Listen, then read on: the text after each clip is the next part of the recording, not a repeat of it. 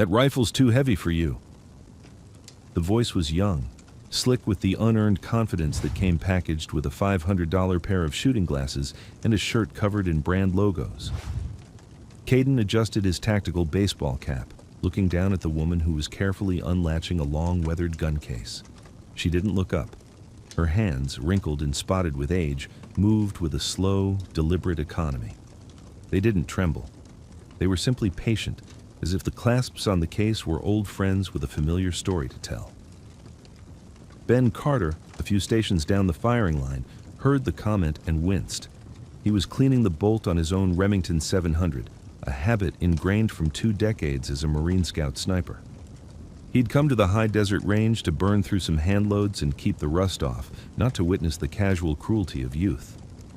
He watched the scene unfold, his hands automatically continuing their work while his eyes took in the details. The woman was probably in her early 70s. Her silver hair was pulled back in a simple, no-nonsense bun. She wore plain khaki trousers and a faded blue work shirt, the kind you'd find at a hardware store. On her feet were a pair of scuffed but solid-looking leather boots. She looked more like she was about to spend an afternoon gardening than preparing to operate one of the most formidable pieces of personal ordnance Ben had ever seen outside of a military arms room. Caden, bless his ignorant heart, pressed on. "Seriously, ma'am, that's a .416 Barrett. The recoil alone could dislocate your shoulder. We have some nice .223s for rent at the pro shop, much more manageable." He gestured with a thumb toward the main building, a smug little smile playing on his lips. He was trying to be helpful, but it came across as deeply condescending, the way a child explains a cartoon to an adult. The woman finally lifted the rifle from its foam cradle. It was a monster, a custom build, Ben could tell. The barrel was long and heavy fluted, the stock a solid piece of machined aluminum, worn smooth in places where hands and cheek had rested for thousands of hours. It wasn't flashy. There were no Cerakote patterns or Gucci accessories. It was a tool, brutally functional and bearing the scars of long use. The scope mounted on top was an older Schmidt & Bender, the kind that cost more than Caden's entire setup, its finish rubbed bare on the turret caps. She didn't answer Caden. She simply hefted the rifle, all 40 pounds of it, and settled it into the crook of her arm. There was no strain, no wobble. Her body absorbed the weight as if it were a natural extension of her own bones, her center of gravity shifting with a fluid grace that was utterly at odds with her apparent age and frailty. She turned her head and looked at Caden for the first time.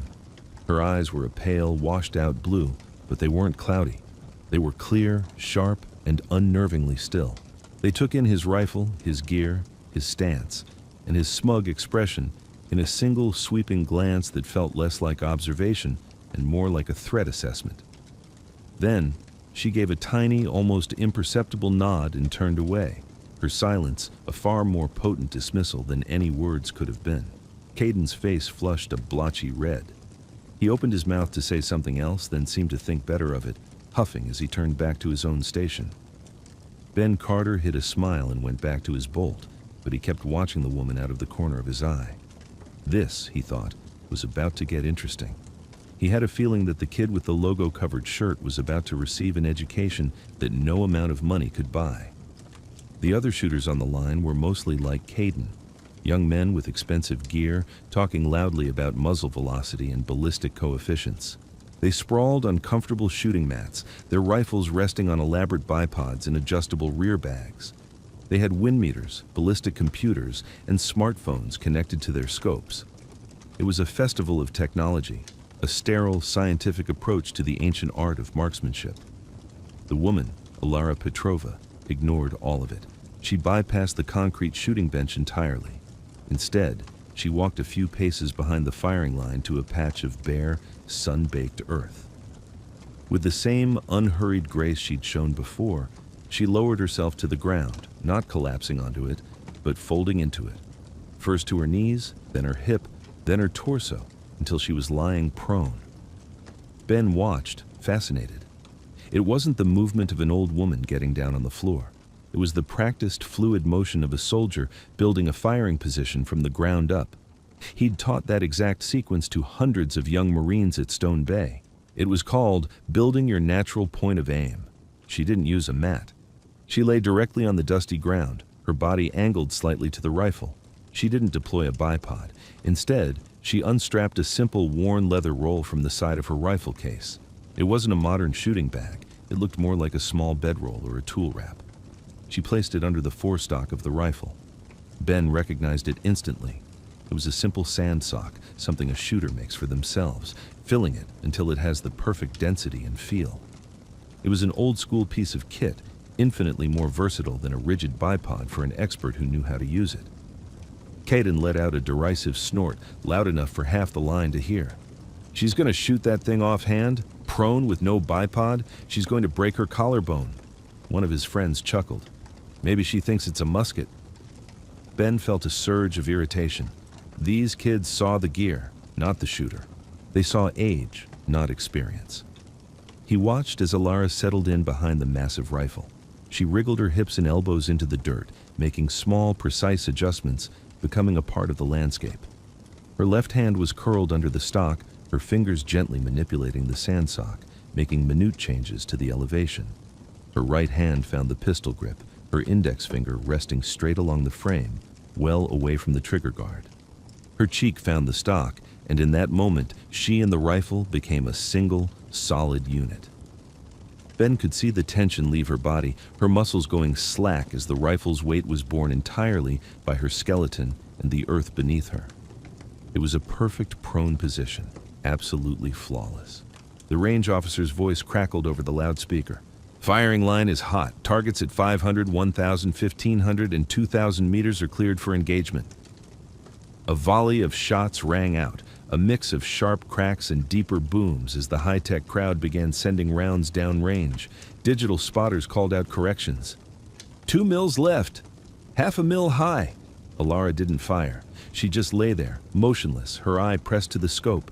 Her breathing was slow and rhythmic. Ben watched the gentle rise and fall of her back. It was the pattern he knew better than his own heartbeat. A slow 4-second inhale, a slight pause, and a long 8-second exhale, followed by the natural respiratory pause. The sniper's breath. The quiet space between heartbeats where the world went still and the shot was born. She wasn't just lying there, she was syncing herself with the environment. She was feeling the pulse of the wind as it whispered across the back of her neck, watching the heat mirage shimmer and dance over the desert floor. These were things a Kestrel wind meter couldn't tell you. They were things you had to learn in your blood and your bones. After a full 5 minutes of this silent communion, she finally moved. Her hand went to the elevation turret on her scope. Kaden, who had just managed to hit the 1,500-meter steel plate after 5 attempts, was feeling cocky again. He sauntered over, peering down at her. "Having trouble with your dope, ma'am?" he asked, using the slang for ballistics data. "That far out, you've got to account for spin drift, the Coriolis effect. You're probably looking at, 150 MOA of drop for the 2,000-meter target?" He was showing off, rattling off terms he'd learned from a YouTube video. Alara's hand continued to turn the turret. Click, click, click. The precise tactile sounds were the only reply. She kept turning and turning. Ben's eyes widened. The number of clicks she was dialing in was immense, far, far more than what would be needed for 2,000 meters. She was dialing for something else, something absurd. On the far horizon, almost invisible to the naked eye, sat a single, forlorn steel target. It was a massive plate, 10 feet by 10 feet, set at the very edge of the range's property. A sign next to the rangemaster's tower read, "The Impossible Shot, 4,800 meters." That was just shy of 3 miles. It was considered a gimmick, a marketing tool. The atmospheric variables alone over that distance made a cold-bore first-round hit a statistical impossibility. The flight time of the bullet would be over 9 seconds. A 5-mile-per-hour crosswind could push the bullet over 100 feet off target. The Earth's rotation would cause the bullet to deflect several feet. It wasn't a shot. It was a math problem wrapped in a prayer. Caden followed her line of sight, squinting. He finally saw what she was aiming for. He laughed. It wasn't a small chuckle. It was a loud, braying laugh of disbelief. "No way," he choked out, turning to his friends. "Guys, get this. Granny thinks she's going to hit the 3-mile target without a bipod." The laughter spread down the line. The other shooters stopped what they were doing, turning to watch the spectacle. The range fell quiet. the air thick with ridicule and condescending amusement. They were watching a frail old woman with an ancient-looking rifle, lying in the dirt, preparing to attempt a shot that professional sponsored teams with computerized equipment failed at all day long. Ben Carter felt his heart start to pound. He wasn't laughing.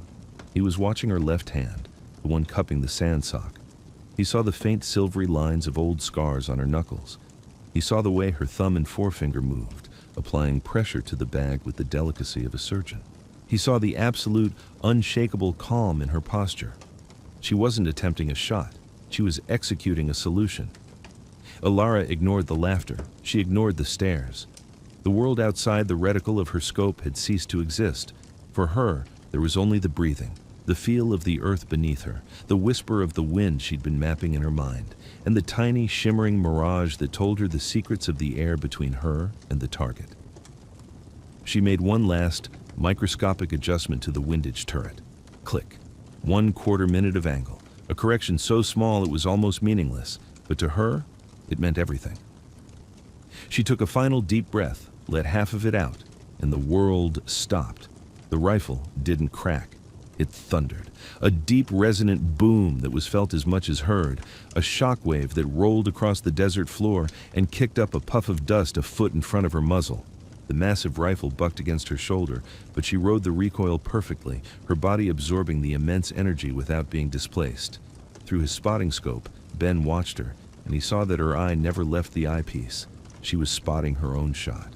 A technique called recovering from recoil, and to do it with a caliber that large, without a muzzle brake and only her body as a platform, was a feat of pure, disciplined strength. Then, the silence began. 1 second. The bullet was screaming through the sound barrier, a tiny boat of copper and lead on an ocean of air. 2 seconds. The laughter on the line had died, replaced by a tense, expectant quiet. 3 seconds.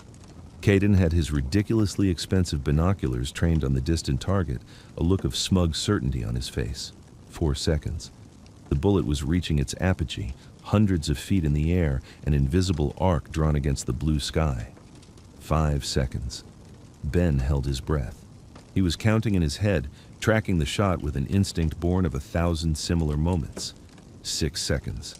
The wind, which had been a gentle whisper, gusted slightly. Ben's stomach clenched. That gust, so far down range, would be hell on the projectile. 7 seconds. Alara remained perfectly still, a statue of weathered flesh and worn steel. 8 seconds. Caden started to lower his binoculars, a smirk returning to his face. See? Nothing. I told you. Ping. It wasn't loud. It was a faint tinny sound, almost lost in the vastness of the desert. It was the sound of a 750-grain projectile after a journey of nearly 3 miles, striking a 10-foot slab of AR-500 steel. For a moment, nobody moved. The sound was so improbable, so delayed that their brains couldn't process it. Caden froze, his binoculars halfway down his chest. The other shooters looked at each other, confused. Did they hear that? Was it a ricochet from another target? Then, the rangemaster's voice, shaking with sheer disbelief, crackled over the PA system. Holy, stand by. There was a pause filled with static. Spotting tower confirms. We have a confirmed impact. First round impact on the 4,800-meter target. A collective gasp went through the crowd. All eyes swiveled from the distant, impossible target back to the small, gray-haired woman lying in the dust. Caden's jaw was hanging open. His face was a mask of utter, dumbfounded shock. The smugness, the arrogance, the casual superiority, it had all been vaporized by that single, distant ping. He looked at his state-of-the-art rifle, his ballistic computer, his expensive gear, and then he looked at the old woman who had done the impossible with nothing but a rifle, a sandbag, and a lifetime of knowledge. Alara didn't celebrate. She didn't even smile. She simply took another slow breath, worked the massive bolt on the rifle, a smooth, powerful motion, and ejected the spent brass casing. It spun through the air, glinting in the sun before landing softly in the dust. She then calmly began to pack her equipment, her movements just as deliberate and unhurried as they had been when she arrived. Ben Carter finally moved. He walked over, his boots crunching softly on the gravel. He didn't approach the crowd of stunned onlookers, but went directly to where Alara was now kneeling, wiping down her rifle with an oilcloth. He stopped a few feet away, waiting until she looked up. He didn't gush.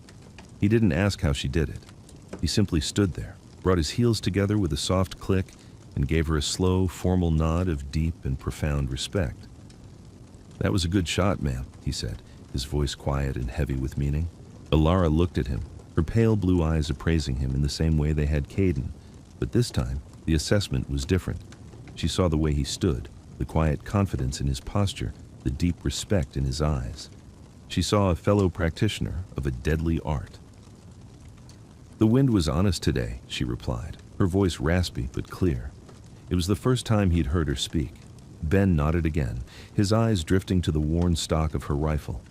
He noticed something he hadn't seen before, a tiny, almost invisible symbol carved into the wood just behind the trigger guard, darkened with age and oil. It was a stylized snowflake. His blood ran cold. It wasn't a unit insignia he recognized from any American force. It was something else, a legend, a ghost story that old Cold Warriors used to tell around campfires and in classified debriefings. The Snowflake. A single, female operative from the Eastern Bloc, a sniper so deadly and so elusive during the Soviet era that she was thought to be a myth, a boogeyman created by the KGB to terrorize insurgents in Afghanistan and Chechnya. They said she could make shots in mountain crosswinds that defied physics. They said she never left a trace. "The valleys of the Panjshir were never so calm," Ben said softly, almost a whisper. It was a gamble, a reference to one of the most brutal fronts where the legend of the Snowflake was born. Alara's hands stilled for a fraction of a second. She looked up at him, and for the first time, a flicker of something ancient and sorrowful moved in her eyes. It wasn't a confirmation, not in words. It was a shared moment of understanding, a silent acknowledgement of a life lived in the shadows, of sacrifices made that would never be recorded in history books. She gave him another one of her small, economical nods. That was all the answer he needed. She finished packing her rifle, latched the case, and stood up, her joints creaking slightly. She was once again just an old woman who looked like she should be tending her roses. She picked up her heavy case as if it weighed nothing and began walking toward the parking lot, her back straight, her steps even. The crowd of young shooters parted for her like the Red Sea, their faces a mixture of awe, confusion, and shame. Caden was still standing there, his expensive rifle looking like a child's toy in his hands. He watched her go, his world completely reordered. He had judged a book by its cover and discovered it was a sacred text written in a language he couldn't begin to comprehend. As Alara's old dusty sedan pulled out of the parking lot, Ben walked over to the still frozen Caden. He clapped a hand on the young man's shoulder. "Let me give you some advice," Ben said, his voice gentle but firm. "The next time you see someone who doesn't look the part, someone quiet and unassuming, you might want to remember what you saw today. Some people wear their greatness like a billboard. Others, the truly great ones, have earned the right to not wear it at all. They carry it inside, and their rifles are never, ever too heavy."